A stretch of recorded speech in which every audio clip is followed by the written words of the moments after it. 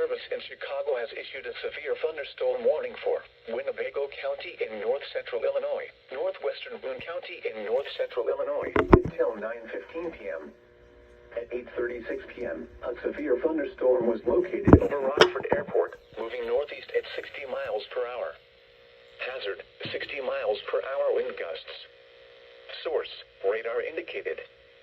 Impact, expects damage to roofs, siding, and trees. Locations impacted include Rockford, Belvedere, Loves Park, McChesney Park, Roscoe, South Beloit, Brockton, Poplar Grove, Rockford Airport, Candlewick Lake, Cherry Valley, Winnebago, Davis Junction, Timberlane, New Milford, Caledonia, Shilland, and Harrison. For your protection, move to an interior room on the lowest floor of a building. A tornado watch remains in effect until midnight for north-central Illinois.